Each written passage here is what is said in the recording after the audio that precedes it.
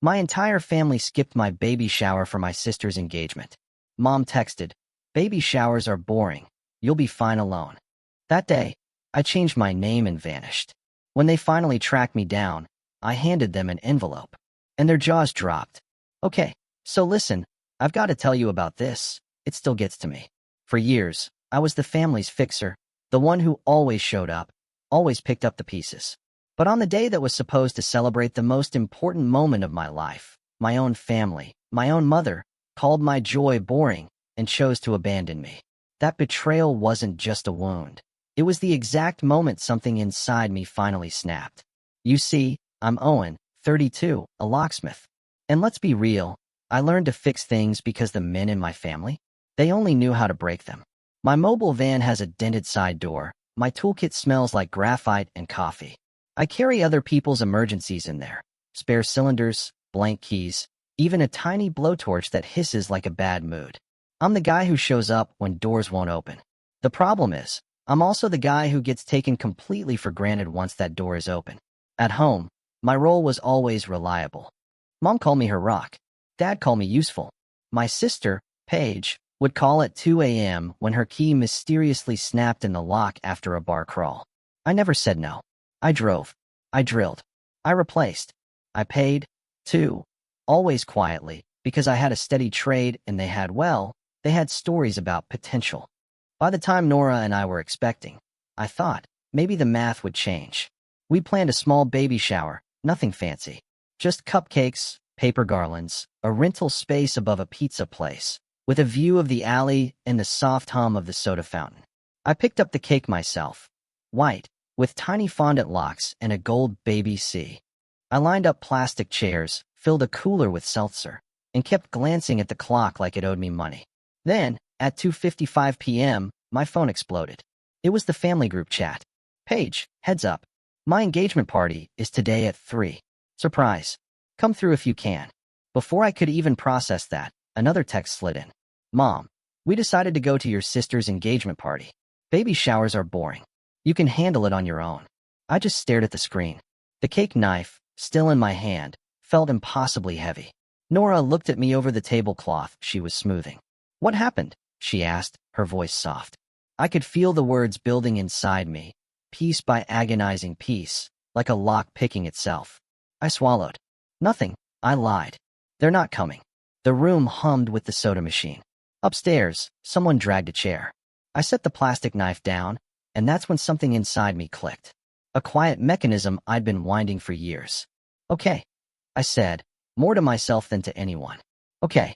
I opened my van and started unloading the rest of the decorations anyway, because I still believed that if I made it nice enough, they might appear. Because I'd always been the one to show up. Because I hadn't yet accepted that they never would. I grew up in a house where love sounded like logistics. "Put your sister first," Mom would say, counting forks at the table. "She has more going on. Paige is a comet," Dad liked to tell anyone who'd listen. "We just try to keep up." Then he'd glance at me. "Oh, and Owen? He's steady, salt of the earth." Translation: Paige got celebration. I got chores. When Dad's truck broke down, I learned alternators off YouTube. When the back door stuck, I planed the edge and reset the strike plate. When the landlord forgot to rekey after a break-in, I did it myself, ate the cost, then did the whole building because the neighbors were scared and I had the parts. I started as an apprentice right out of high school. I like the clarity of it. Locks tell the truth. Either the pins line up or they don't. People are messy, eh? They promise to pay you Friday, then hide behind a curtain when you knock. By 26, I had my own van, a stack of invoices, and a knee that reminded me of every cold sidewalk I'd ever knelt on. By 28, I was the one lending just this once. I bailed my parents out of 3 emergencies: Dad's credit card minimum, Mom's dental crown, Paige's lost deposit on a venue she never even booked. They called it family helping family. I called it quietly opening my wallet, because saying no started a war. It wasn't just money, either. It was time. It was the 2 hours I drove to cut spare keys for Paige's boyfriends because she kept giving the last one his. It was stepping in when Dad accidentally gave his spare to a neighbor who liked to feed the cat and also liked to wander the house. "Just bring your kit," Mom would say. "You're good at this. You're useful," Dad would add. like it was a compliment with a handle on it. When Nora came into the picture, things sharpened. Nora is a nurse. She can find a vein the way I can find a sheer line. By listening, by patience, by respect. We met because she locked her keys in her hatchback during a night shift. I popped the door. She laughed, a sound of pure relief that felt like a porch light in winter. We started dating. We started saving. We said we'd build slow. I told my family we were pregnant over dinner at my parents' place. I wanted it to be simple. Mom was stirring pasta. Dad was calculating who owed what for the trip they were planning. Paige scrolled, smiling at her reflection in the microwave. "We're having a baby," I said, and Nora squeezed my hand under the table. I saw the future I wanted. Tiny hands, naps, a messy living room floor, me teaching our kid how to feel for a pin setting without forcing it, Nora teaching them how to breathe through pain. Dad looked up like I'd interrupted a board meeting. "That's great," he said. "Responsible timing." "Congrats," Mom added, already plating. "Oh, Paige, tell them your news." Paige beamed. "Mason proposed. We're doing something low-key. I'm thinking an engagement party next month or next week. I need everyone to be flexible." "Of course," Mom said. "We'll make it work." "Of course," Dad echoed. "Of course." I repeated, like I was on autopilot. We set a date for the baby shower that didn't touch any of Paige's potential dates. I sent a simple invite. Sunday, 3 p.m., upstairs at Mancini's Pizza. I even offered to pay for everything because I didn't want the conversation about budgets to become a performance. The week before the shower, Dad called. "Hey, bud," he started, slick as a salesman. "Little ask. Your sister's ring needs resizing. You know a jeweler?" "And Mom's car, the alarm keeps chirping. Bring your tools when you come Sunday." "Dad," I said, "Sunday is the baby shower." Right, he said. "Well, do it after cake." Nora bought a simple blue dress at the thrift store. I polished the van and put a small magnet on the dash that said breathe. We printed a sonogram photo on cheap glossy paper and taped it to a piece of cardboard so it would stand up on the gift table. I filled the cooler with seltzer because I knew Mom would say the punch was too sweet and Dad would complain about no beer. The morning of, it was raining. Good rain, soft, the kind that makes the streets smell like pennies. At 2:30 p.m., I had 10 chairs lined up and a playlist of old Motown Low in the background. The cupcakes looked ridiculous and perfect. A couple of friends from the firehouse came early because of a shift change and left their gifts on the table. Diapers, wipes, a tiny onesie that said, "Nap King." "Your family's going to love this," Nora said, touching the little locks on the cake. "It looks like you." At 2:45, running late, texts started trickling in from my cousin, a neighbor who's basically an aunt, my mother with a thumbs-up emoji. And then, at 2:55, Paige dropped the engagement party bomb in the family chat. Then Mom's message landed. "We decided to go to your sister's engagement party. Baby showers are boring. You can handle it on your own." The room tilted for a second. I heard the ring of my drill, the squeal of a stripped screw. I heard every "just this once" I had ever said. Something in me tried to be reasonable. I typed, "It's our baby shower." 3 dots appeared, disappeared. Then Dad sent a photo from a restaurant patio. Paige holding up her hand, Mom crying, a waiter holding a sparkler. "Look at our girl." Mom wrote, "We'll swing by if we can." Nora's hand found my wrist.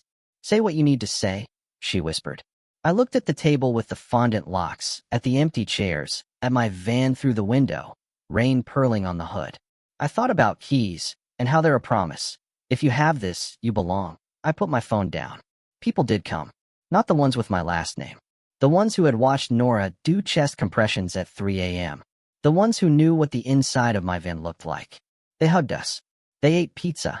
They took photos under the paper garland that kept slipping. We cut the cake when it felt right. I posted one picture. No caption, just Nora, a smile, my hands on the knife. By 6, the room was mostly clean. A single balloon bobbed near the ceiling, caught in the HVAC draft. I loaded our gifts into the van. I threw out the leftover seltzer I'd bought because Dad likes lime. On the drive home, Nora watched the wipers beat a rhythm. "What are you thinking?" she asked.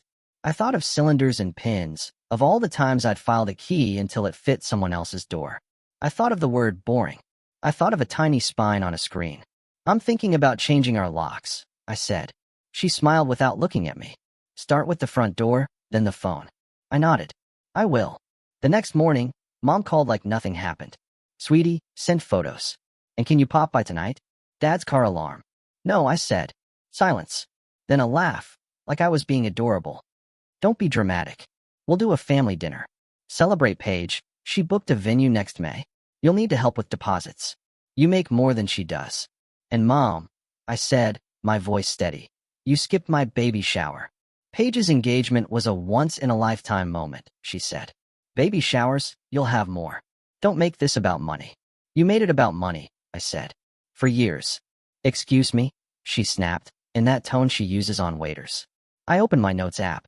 I'd started it that morning, the words arriving like a leak I'd finally stopped ignoring. I read, January, $1,400 for Dad's card. March, $1,650 for your crown. April, $1,220 for Paige's lost deposit. July, $1.90 gas money because you said you were short. December, $1,300 for a new lock after you gave the neighbor a spare, and he started helping himself to the garage. Why are you keeping score? She demanded. Because you only understand scoreboards, I said.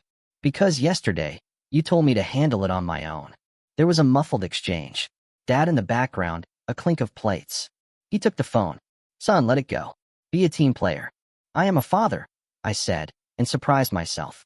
I have to be a team player somewhere I actually belong. Paige entered the chat 5 seconds later, like she could smell attention. OMG, can we not do this? My party was perfect. You should have come. Also, Mason's ring needs resizing. Owen, can you? No, I wrote in the thread. A beat. Then Paige again. Excuse me. No, I repeated. I'm done. I'm changing our locks. I'm changing my name. I'm done lending. Done fixing. Done being useful on command. Mom called again. I let it ring out. Then she texted. You're overreacting. Family sticks together. We need you to be reasonable. I stood at my own front door with a new Schlage cylinder in my hand and felt a stillness I'd never felt.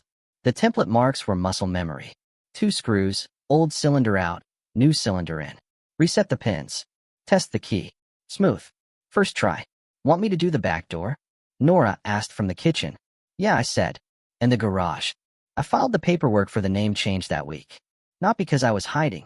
Because a new name felt like a lock I chose. I took my mother's maiden name and my grandfather's first. He taught me how to whittle. He never asked for a receipt. I cleaned my contacts. I archived the family chat. I let the noise drain. The silence wasn't empty. It was habitable. It was a room with light. A month later, a cousin mentioned on Facebook that I'd gone weird. Mom posted a photo of Paige trying on dresses. Dad posted a throwback of me holding a toolbox, captioned, Always our helper. I didn't comment. I worked. I saved. I bought Nora a better rocking chair because her back hurt. I built a little shelf by the door for tiny shoes. Life got smaller and better. Then, 2 weeks before Nora's due date, my phone lit up with a number I hadn't blocked. Hello. I said carefully. Owen, Dad. It's an emergency. I closed my eyes. What happened? Your sister's building got broken into, he said. They took a laptop. We need you to rekey tonight. I pictured Paige's front door, the cheap hollow core, kind you can breathe through. I pictured the baby kicks I'd felt under my hand at 3 a.m. No, I said. Call a locksmith. You are a locksmith, he snapped. Exactly, I said and hung up. Word got around, the way it does in families that run on group chats and triangulation. Owen's changed. Owen's ungrateful. Owen thinks he's better than us. Fine. Let them write the story they could live with. I was busy writing the one I could. Nora went into labor on a Wednesday morning. The hospital room smelled like antiseptic and determination. I held her hand, counted breaths, and felt the world narrow to the smallest, most important door I'd ever help open. When our son cried, I cried too. Messy and loud, the way I should have years ago. We named him Cole. Short, strong, a good name to engrave on a tiny keychain. The first night home, a florist knocked. A large arrangement, overstuffed and perfumed, with a card in Mom's cursive. We forgive you. Paige says hi. Nora read it, raised an eyebrow, and set the flowers on the stoop. No poison in the house, she said. I slept in the chair with Cole on my chest and woke to a different knock. The soft, double tap of someone who knows you. Mrs. Alvarez from next door held a casserole and a kind smile. I heard the baby, she said. Tell me if you need anything. That's family, I thought. 2 months later, The doorbell rang again. When I opened it, my parents were on the porch, Paige behind them, Mason shifting from foot to foot like he wanted to be anywhere else. They looked smaller than I remembered. Or maybe I finally stopped standing where they could loom. Mom opened with her usual move. Start talking, never let anyone else steer. We're here because enough is enough. We're moving past your little tantrum. We're ready to forgive you if you apologize to your sister. For what? I asked. For making everything about you, she said. For failing to support her engagement. For embarrassing the family by cutting us off. You are so dramatic, Owen. You skipped my baby shower, I said, and called it boring. She huffed. I apologized for your feelings. Dad cleared his throat. Let's be practical. Your sister's planning a wedding. We need help with deposits. There it was. The real ask. The only one that ever mattered. Paige rolled her eyes. Don't make that face. You make more than me. And Mason's just starting out. Be a team player. I'm a father, I said again. It fit better every time I wore it. Babies are cheap, Paige said. Weddings are not. Nora stepped into the doorway, Cole's head tucked under her chin, his tiny hand gripping her shirt. Hi, she said, calm as a lake. We're not funding your wedding. Paige's mouth dropped. Excuse me. We're not your bank, Nora said. We're not your locksmith either. Dad tried his reasonable voice. Owen, stop letting your wife. I held up a hand. Don't finish that sentence. Mom's eyes went to the baby like he was a stray. We'd be returning soon. We will be involved, she announced. It's our grandchild. We'll have a key so we can pop in and help. That's how families work.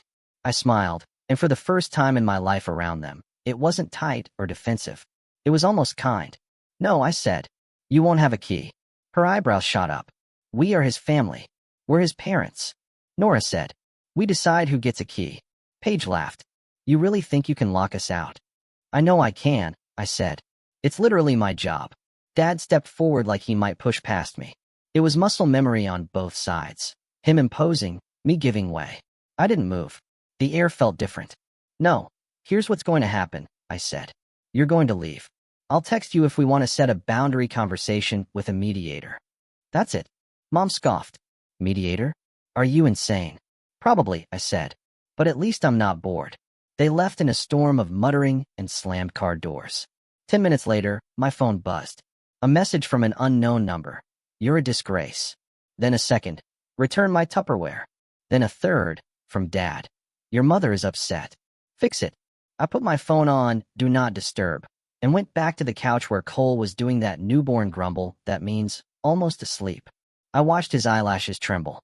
I thought of the boy I had been, standing in hallways, waiting to be let in. I promised our son out loud.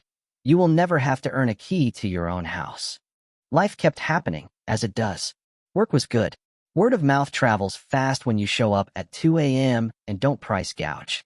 I started landing commercial jobs, small apartment buildings, a daycare that needed a restricted keyway, a bakery that wanted the safe moved. I trained an apprentice, a kid with quick hands and a quicker grin. On a Tuesday, the family group chat I'd archived lit up with 56 messages in 5 minutes. Curiosity is a habit I'm still trying to break. I peeked. Paige was spiraling. Her venue had double booked. The deposit was non-refundable. Mason's parents weren't stepping up. Mom wrote, breathe. We'll redeposit. Owen, transfer $3,000 to my card. I'll handle the vendor. I didn't answer. An hour later, my doorbell rang again. This time, they didn't wait for me to open. They pounded. I took a breath and pressed the intercom. We're not available. You're making us the bad guys. Mom shouted through the speaker. Family helps. You've always helped. I have helped, I said. I've changed locks on your messes for a decade. I've covered bills you forgot, deposits you never meant to keep, favors you treated like a right. I'm done. Paige started crying, the way she does, loud and strategic. You hate me. I love you, I said. I just also love myself. Silence, then footsteps, then the kind of scream only a mother can make when she doesn't get her way. A sound like a kettle thrown against tile. Nora slipped her hand into mine. You good? I'm tired, I said. Rest, she said. We're home. That night, I printed something I'd been working on, an inventory, not of what they owed me, but of what I was choosing. The next day, I slid it into an envelope along with one other thing. I sealed it. I put it on the shelf by the door. I didn't know when I'd use it. I just knew I would. They found me eventually. Not hard. I'm still in the same city, same van with the dent. Same number for emergency lockouts, because real emergencies don't care about boundaries. And somebody's toddler will always lock themselves in a bathroom at least once. They waited until they needed something big. Of course they did. Grandma's ring. Mom said on the phone, voice trembling like a stage note. Paige lost it. We think the cleaning lady took it. We need you to change the locks today. We'll talk after. I don't change locks to punish people, I said. I change locks to keep people safe. Don't be clever, she snapped. Be our son. I am my son's father, I said. And I drove over anyway, because a cleaning lady getting blamed for a missing ring set my teeth on edge, and because I needed this conversation to end. Their house looked the same. Fake farmhouse sign. The paint I'd recommended 5 years ago. The front lock I'd installed after Dad left a spare under the doormat like a dare. I set my case down in the entryway. Mom started in immediately. We're glad you came to your senses. It's time to put this ugliness behind us. It never left us, I said. You just didn't look at it. Dad tried to smile. You brought your tools. Good. We'll do a quick rekey, then sort deposits. Your sister's venue is being unreasonable. Paige stood by the stairs, arms crossed, eyes red. You're a monster, she said softly. You abandoned your family. I started mine, I said. That's different. I swapped cylinders. When you've done thousands, your hands know the choreography. I rekeyed the back door. I checked the windows. I walked through the house and replaced the old strike plates with reinforced ones I bought myself, because they were still using the flimsy ones, because part of me is always going to fix what I can. When I was done, I zipped my case. Keys? Dad asked, holding out his palm. And a set for us to give the cleaner. No, I said. Only 2 sets. Yours. That's safer. Mom rolled her eyes. Fine. Now, about Paige's wedding. Before we talk, I said, pulling the envelope from my bag. This is for you, Mom. She looked at it like it might bite. What is it? Open it, I said. She slid a nail under the flap. Inside was a single page, notarized, crisp. On top of it, a small ring of blank brass keys, drilled with a hole but uncut. They caught the light. She read. Her mouth tightened. What is this? She asked. It's my legal name change, I said. And a formal notice of no contact unless initiated by us through email. And those keys? They're a gift. A gift. Dad scoffed. Blank keys. Yeah, I said. They fit nothing. Like the access you think you're entitled to. Paige let out a laugh that wasn't a laugh. You're dramatic. I'm peaceful, I said, and felt for once that it was true. Mom's eyes were shiny, but not with grief. Rage, maybe, or the shock of a door that won't open no matter how you jiggle it. You would do this to your mother? I would do this for my son, I said. Dad jabbed a finger at the paper. These rules are ridiculous. They're boundaries, I said. You can cross a state line without noticing. You can't cross this without meaning it. There was a long silence. In it, I could hear Nora's laugh at home. The tiny snuffle Cole makes when he's dreaming. I could hear my own heart slowing down to a pace that didn't hurt. Mom spoke first. So this is it, she said. You slammed the door. No, I said. I set the lock. If you ever want to knock like people who respect the house, we'll consider opening. But I won't live with the door standing open so you can walk in and rearrange the furniture. Dad picked up the blank keys. They clinked in his palm. You're not the only one who can cut keys, he muttered. You're right, I said and smiled. But you'll need permission to cut mine. I turned to go. Mom called after me, last weapon ready. When he's older, your son will want grandparents. He'll blame you. Maybe, I said. But he won't ever blame me for teaching him how to be safe. In the driveway, I sat in the van a minute and let it all land. My hands were shaking, but not from fear, from release. The envelope had been heavy, living on our shelf like a fire extinguisher. I'd finally used it, not to burn down a bridge, but to mark an exit. On the way home, a call came in. Unknown number, local. I answered. Hi, a woman said. I cleaned for your parents. They told me I took a ring. I didn't. I found it this morning in the laundry room. I wanted you to know. I believe you, I said. Thank you for telling me. You changed the locks, she said. Good. At a red light. I looked at the blank key on my dash, the one I keep as a reminder. The cut is the identity. The blank is the possibility. For most of my life, my family did the cutting for me. They filed me down to useful, to steady, to boring. Today, I kept the brass hole until I decided what to make of it. When I walked in, Nora was on the floor, building a tiny tower of soft blocks. Cole was waving his fists, unimpressed by gravity. Home smelled like coffee and laundry, and something sweet Nora baked because she had 10 minutes and a mood. How'd it go, she asked. I held up the empty envelope. They're speechless, I said. Finally, she said, and patted the spot next to her. Come sit. I did. I handed Cole a safe plastic play key. He gummed it and squealed, proud of himself for no reason but being here. Later, when the house was quiet, I wrote this down because I wanted a record, not of the money or the injuries, but of the moment I set the lock and turned the key. The moral is plain, and it fits on a tag I could hang on any ring in my van. You don't owe access to people who call your joy boring. I used to open every door I was told to. Now I open the ones I choose, and the ones that lead us home.